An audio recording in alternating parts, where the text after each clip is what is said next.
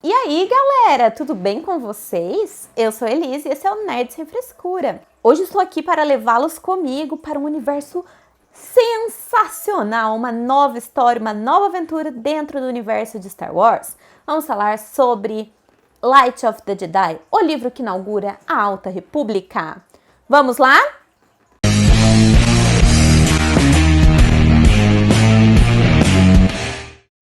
Antes de mais nada, gente, segura essa qualidade, Brasil. Adivinha quem tá com uma câmera? Eu mesma. Eu tava gravando pelo celular, mas não tava muito satisfeita, então resolvi adquirir uma câmera, ainda estou aprendendo a usar, beleza? E bom, não vamos enrolar, tá, gente? Ah, claro, deixa aquele like que fortalece, beleza? Mas vamos falar sobre o que interessa, que é este livro aqui. Não sei se vai estar focando, meninas. Acho que focou, né? Que é o Light of the Jedi, escrito pelo Charles Soule. Como vocês podem ver, o meu eu adquiri pelo Kindle, fui lá na Amazon, comprei no Kindle e li pelo Kindle. Não tem previsão de quando ele vai sair no Brasil, tá? Mas a gente acaba arranjando algumas alternativas. Ah, Elisa, não tem um Kindle. Vai lá na Amazon, compra o livro digital, se tiver dentro das suas possibilidades. Baixa o aplicativo do Kindle no celular e lê pelo celular que dá certo também, beleza? Então nós vamos falar sobre a Alta República e mais especificamente sobre Light of the Jedi. O autor desse livro é o Charles Soule, que escreveu HQs dentro do universo de Star Wars e, na verdade, outras HQs dentro do universo Marvel, tá? Como HQs do Demolidor, da Mulher Hulk. Então ele é um escritor bem experiente, tá? E vem aqui para inaugurar essa fase. Gostei muito da forma como Charles Soule interpreta os Jedi, interpreta esse período até então inexplorado dentro de Star Wars. Vale lembrar que a Alta República é um período situado cerca de 200 anos antes da ameaça fantasma, tá?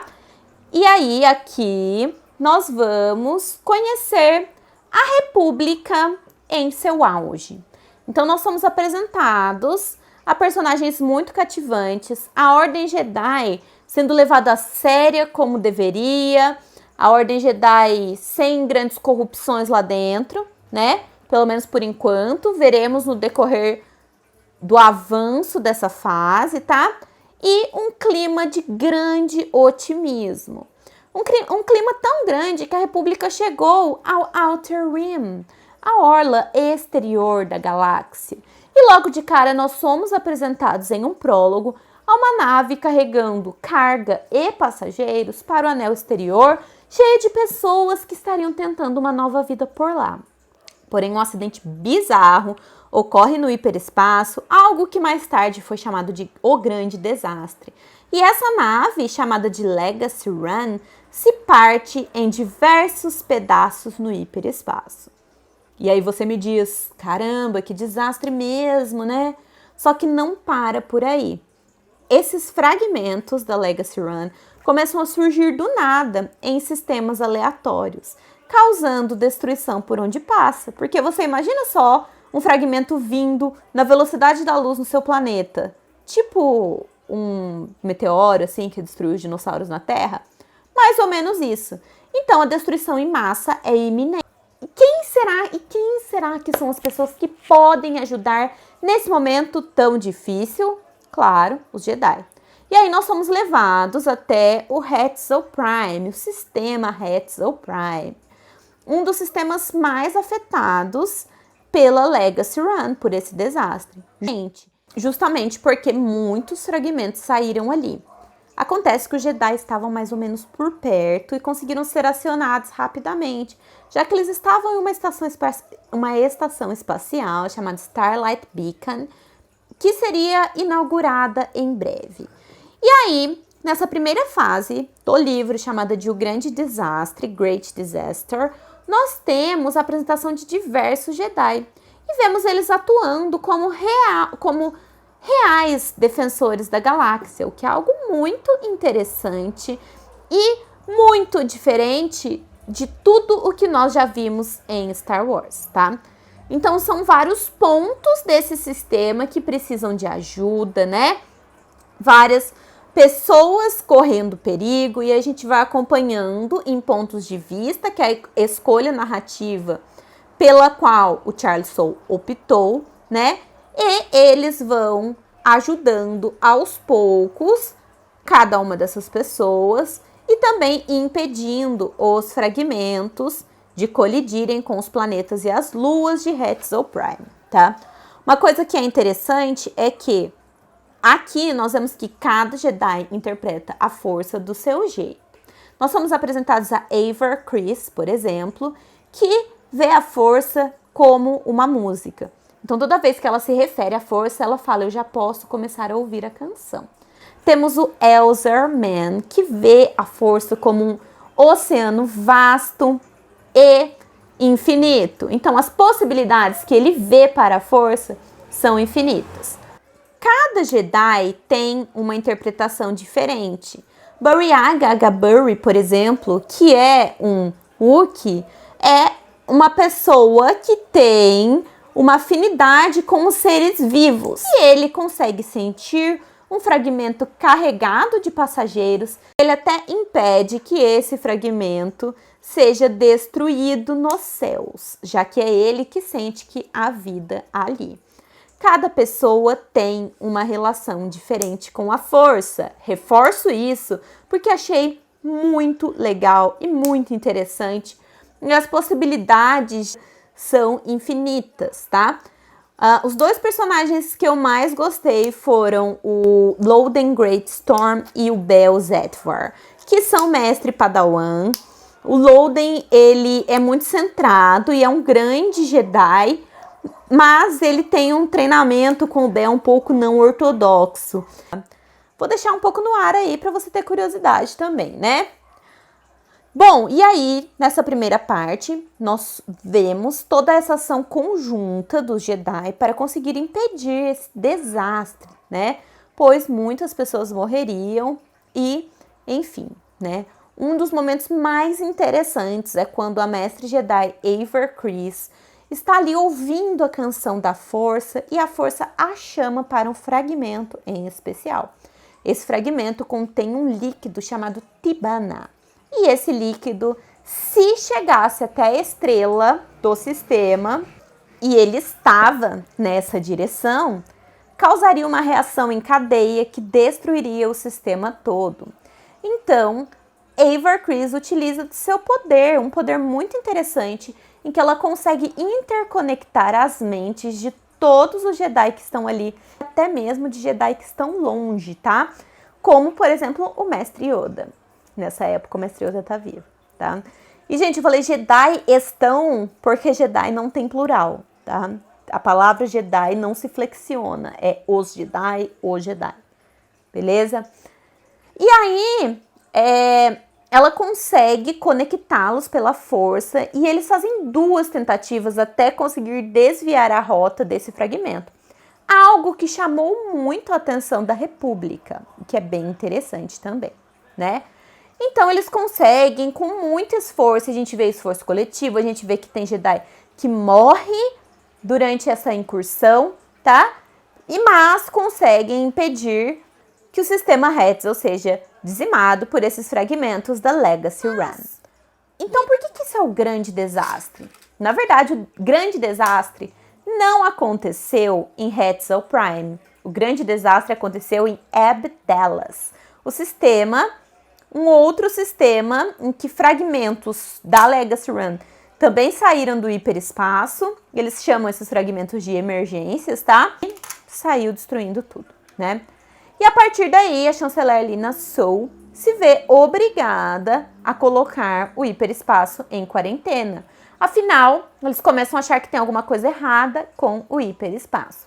Na segunda parte, nós somos apresentados aos nossos vilões, já que a segunda parte se chama Os Caminhos, tá? Uma coisa que eu acho que é interessante pontuar com vocês é que a primeira parte do livro tem um ritmo muito frenético. Normalmente, quando a gente pega a estrutura da narrativa, ela parte de uma situação inicial, né? E a situação inicial parte de uma contextualização, muitas descrições e tudo mais. E aí a gente tem, né, algo que vai desestabilizar a narrativa. A gente tem um clímax e um desfecho. O livro começa com a sensação de clímax, porque a urgência apresentada é enorme. E o Charles Soule, como ele é um escritor majoritariamente de quadrinhos, ele acaba apresentando muitos personagens de uma vez, como se fosse aquela apresentação em páginas de quadrinho, em que você vê vários personagens e aí você já consegue se identificar. Eu senti isso na escrita dele e às vezes a gente se perde um pouquinho. Só que na segunda parte, esse ritmo desacelera.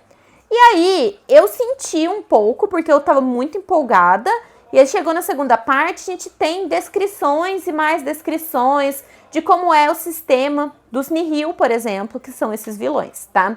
Então, os nossos vilões são chamados de Nihil, eles são basicamente piratas espaciais brabíssimos, tá? Eles pegam o que eles querem e eles fazem o que eles quiserem. Eu achei muito interessante porque a palavra nihil, em latim, significa literalmente nada. Eu tenho certeza que essa palavra não foi escolhida ao acaso, tá? E a gente tem uma corrente filosófica chamada de niilismo, que nega as instituições. O que é muito interessante também fazer esse paralelo, já que os nihil negam a república. Eles não obedecem à república. Eles são os vilões dessa história. Então, são pequenos paralelos que eu acredito que podem ser feitos aqui, tá? Os Nihil, eles têm acesso a algo que eles chamam de os caminhos. Então, lembra que eu falei que aconteceu um acidente no hiperespaço? A gente tem os túneis do hiperespaço, certo? Então, existem as rotas conhecidas pela República. Só que os Nihil conseguem meio que cortar essas rotas. Mais ou menos assim, ó. Eu tenho uma nave que tá vindo aqui. Vamos supor que todas as vezes, todas as naves fazem a rota assim, em linha reta, para frente. Os Nihil vão ter a possibilidade de fazer isso. Então, eles podem fazer isso aqui, né, tipo assim, mas eles também podem fazer isso aqui. E foi exatamente o que aconteceu com a Legacy Run. Na verdade, a Legacy Run tinha topado com uma nave dos Nihil, e isso causou toda essa destruição, tá? E aí os Nihil meio que começam a procurar os fragmentos, tá? Da Legacy Run, porque eles não querem que a República saiba o que rolou. A princípio é isso que a gente entende, mas lá pro final a gente vai ver que não é bem assim, tá? E eles vão acabar entrando em embate direto. Enquanto isso, a República está criando um supercomputador para tentar, utilizando vários droids e tudo mais, né? Para tentar prever onde os fragmentos aparecerão, já que não foram achados todos os fragmentos. E aí, em um dado momento, eles se dão conta que os Nihil conseguem fazer isso antes deles. Como? Então, a República está investindo muito dinheiro nessa tecnologia, mas como que eles conseguem fazer isso? Aí fica o questionamento, como que os Nihil, que são um grupo isolado ali da galáxia, né, conseguem fazer isso antes da República. E, na verdade, eles têm um truque na manga, tá? A República foi direto procurar por uma família chamada Família Santeca, que são especialistas no hiperespaço. Santeca, sabe? Lor Santeca, aquele velhinho que aparece lá no começo do episódio 7. Encontra com o Poe, está com o mapa para Luke Skywalker. Lor Santeca é descendente desta família que nós vamos conhecer aqui em Light of the Jedi. E os Nihil têm em sua posse um membro dessa família, a Mary Santeca, que já está bem velhinha, praticamente uma anciã mesmo, sendo mantida viva por sua habilidade única de prever e criar caminhos alternativos pelo hiperespaço. Então, ela é mantida ali, viva por aparelhos mesmo, tá? E nós também somos introduzidos ao vilão, que é o Marchion Ro. Ele é o grande vilão dessa história. Ele é chamado de O Olho de Nihil. É bem interessante porque o Marchion Ro tem mais camadas do que nós podemos perceber ao início, tá? Então, as motivações dele, o que a gente percebe no início do livro até o final, são bem diferentes. E os Nihil, eles têm toda uma hierarquia. Então, o Marchion Ro seria o topo da hierarquia. E logo abaixo dele, nós temos os Tempest Runners, que são Lorna Dee, Pan Etia e Kassav. Esqueci o sobrenome dele, mas eu vou colocar na tela, tá? Então, basicamente, eles são subordinados do olho de Nihil, mas cada um deles tem seus subordinados e assim vai indo. E uma coisa que é interessante é que tudo que eles pilharem, tudo que eles conseguirem é dividido, tá? E bom, eu posso até fazer um vídeo explicando melhor, porque é bem complexo, mas aí só se vocês quiserem, né? Então comentem aqui se vocês quiserem um vídeo sobre isso. E aí, nessa segunda parte, acontece que os Nihil são descobertos, tá? Eles são descobertos, eles se metem em uma grande enrascada ali e ficam no radar da República. E basicamente, a terceira parte, cujo nome é The Storm, a Tempestade, foca nesse conflito entre os Jedi e os Nihil, beleza? Então, como eu falei pra vocês, nós somos apresentados a vários Jedi, o que é muito interessante, tá? Porque mesmo que eles sejam apresentados de forma rápida, a gente se apega a eles, tá? E bom, acontece que nessa terceira parte, os Nihil meio que decidiram, como eles entraram no radar da República, eles decidiram meio que parar com tudo que eles faziam por um tempo, mas a Lorna Dee consegue uma permissão para que o time dela sequestre ali uma família em um planeta chamado Elfrona, que tem parentes em Coruscant, e aí eles extorquiriam esses parentes, né? E aí, nisso, depois de todo o rolê lá de Hetzel Prime, todo mundo, cada um foi designado para o seu posto ali, nós tínhamos o Loden Greatstorm e o Bel Zetvar ali neste mesmo planeta. Então ele e mais alguns outros Jedi vão ser responsáveis por tentar impedir esse sequestro, tá? E bom, gente, é um plot que parece meio desconexo, mas nada é desconexo nesse livro, tudo vai se juntar e fazer sentido. E esse sequestro, na verdade, era tudo um grande plano do Mark Unruh, porque ele queria capturar um Jedi, e ele consegue. Ao final do livro, Loden Greatstorm é capturado. Ao mesmo tempo que rola uma batalha insana entre os Jedi e o Kassav, tá? Basicamente, toda a frota dele é exterminada, não somente pelo Jedi e pela República, porém por eles mesmos, de uma forma bem interessante. Mas que eu acho que se eu ficar falando aqui, descrevendo o vídeo, vai ficar enorme, que ele já tá bem grande. Acabei de olhar na tela aqui, ó. Acho que eu empolguei um pouco. E o livro termina com uma ponta de esperança, com o Starlight Beacon sendo inaugurado e tudo mais, mas com uma sensação de tem alguma coisa errada aqui. E essa alguma coisa errada é o que vai ser explorada daqui pra frente. Eu já li a HQ, tá? Que saiu e vou falar sobre isso com vocês mais pra frente. E pretendo ler em breve a Test of Courage, que é o segundo livro da Alta República, mas eu não sei quando eu vou fazer vídeo sobre isso, porque minhas séries estão acabando, né, gente? Então, assim, ler livros demanda tempo. Uma coisa que eu percebi é que de todos os livros em inglês de Star Wars que eu já li, que não foram poucos, esse foi o que eu considerei mais difícil, esse foi o que várias vezes eu selecionei alguma coisa ou outra no Kindle para pesquisar. Normalmente eu não preciso, tá? Não tô falando isso com arrogância nem nada, mas é porque eu tenho uma formação na área de língua inglesa, né? Então, para mim, é fácil. Eu leio livro em inglês desde os lançamentos de Harry Potter.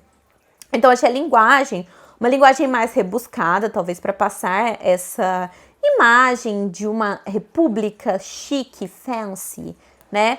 Bom, gente, eu gostei muito do livro. Achei que a forma como a Alta República é construída é muito legal. Passa para nós que estamos lendo essa ideia do otimismo, tá? Quando a chanceler Lina Soul ou todas as pessoas que são partidárias da República falam "We are all the Republic", nós somos todos a República, você se sente parte disso. E dói você saber como que a República e o próprio Conselho Jedi no futuro são corrompidos, né? Então, assim, os Nihil são vilões muito poderosos, tá? Não no sentido de que eles têm um poder compatível com a força, mas no sentido de que eles são sem escrúpulos. E isso os torna uma grande ameaça. O que eu achei muito legal também, para fugir um pouco, o que ameaça um Jedi, o que ameaça uma república, né? Então eu gostei muito, recomendo, acho que todo fã de Star Wars tem que passar por essa experiência de ler esse livro, tá? Eu espero que ele seja traduzido em breve, porque muitas pessoas não têm acesso a uma leitura em inglês, muitas pessoas não vão conseguir ler em inglês ou não vão ter um entendimento 100% da obra.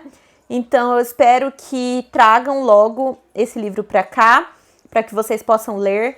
Fica a minha recomendação. Ainda conversarei mais sobre a Alta República com vocês, mas eu voltando a trabalhar, eu tenho que estruturar certinho como que eu vou soltar os vídeos e tudo mais. Então, não prometo que será logo, mas será um dia, tá, gente? Semanalmente agora nós vamos ter review de WandaVision, provavelmente nas segundas-feiras. Ainda estou fazendo aqui minha agenda. E é isso, então eu vejo vocês em breve. Se cuidem, tá, gente? E que a força esteja com vocês. Tchau!